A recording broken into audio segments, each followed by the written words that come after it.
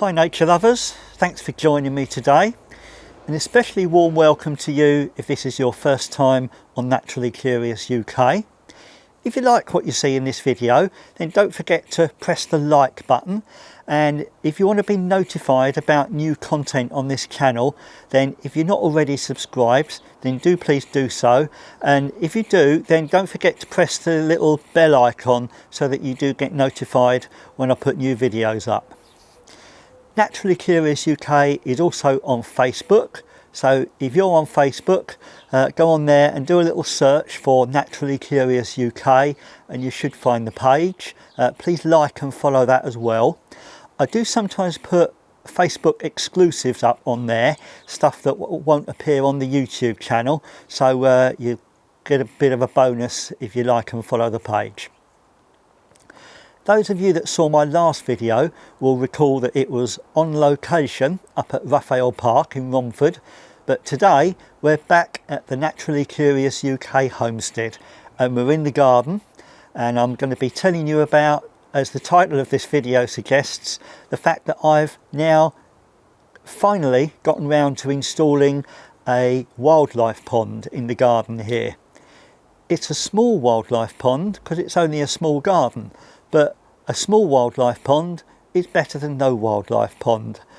And this isn't going to be one of those watch while I do it time-lapse type videos like I did for the bird table. This is more of a sort of looking back at what I did, telling you about a problem I encountered, and hopefully giving you a few tips about plants and stuff like that to put in the pond to keep the water good. Right, so let's see how I got on, shall we? Our garden is a typical size for a suburban terraced house, being about 15 foot wide and about 50 foot long. The first 10 foot is paved patio, then there's about 30 foot of lawn with raised beds and a mini greenhouse on the right, while on the left there's various shrubs and so on. The final 10 foot is raised hard standing with shed and a table and chairs. The location I decided on for the pond is on the left hand side, just to the left of the bird table, between the lawn and a variegated dogwood. There's a potted hydrangea and an old chimenea close by too. To create the pond, I used the bottom half of an old water butt, the top part of which had got broken a couple of years ago. I removed the tap, plugged the hole and sealed a small crack. That was the easy bit.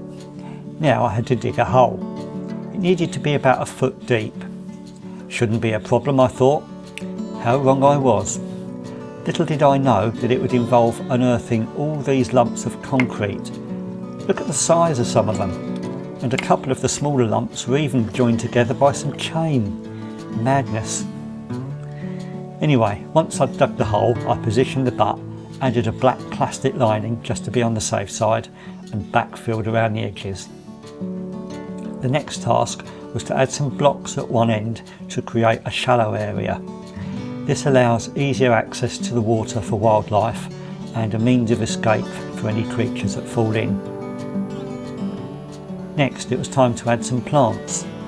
I'd done my research and knew that I needed something to oxygenate the water, otherwise it just goes manky, something to float on the surface, and something to protrude out of the water at the margin for emerging insects to climb up.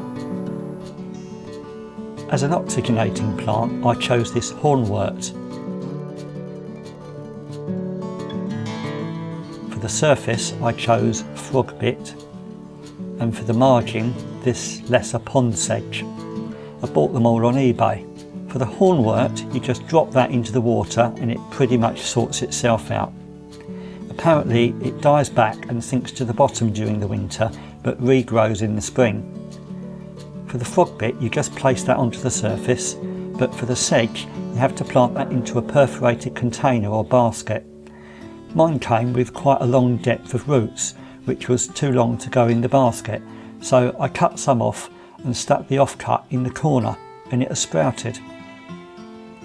In addition to the 3 species of plant I put in the pond, another has arrived naturally. It's duckweed or lemna. It has oval leaves like the frog bit, but is much smaller, about 2 mm diameter rather than 1 to 2 centimetres. It's okay for it to be here, but I may just need to reduce it from time to time to stop it from overwhelming everything.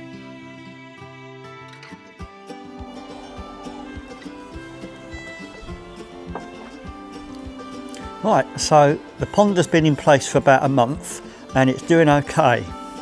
Those of you that follow Naturally Curious UK on Facebook will know that I've also recently acquired a trail camera. So I'm going to finish off this video with some clips of the pond shot on the trail camera showing some of the visitors we've had so far. No amphibians yet, but plenty of birds of course, but I'm going to start off with a mammal in the form of this little wood mouse.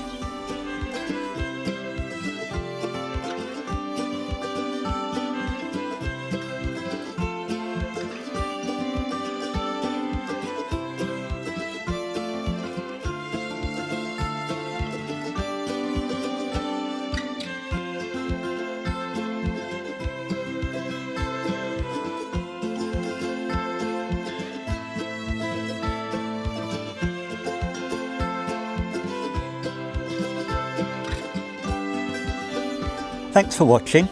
I hope you enjoyed this video and that if you haven't yet got a pond in your garden, that this will encourage you and inspire you and has given you some tips. Do please feel free to ask any questions in the comments below or on the Facebook page and I'll do my best to answer them for you. Join me again soon on Naturally Curious UK. Meanwhile, as always, be safe, stay well and keep enjoying the wonders of nature where you are. Bye for now.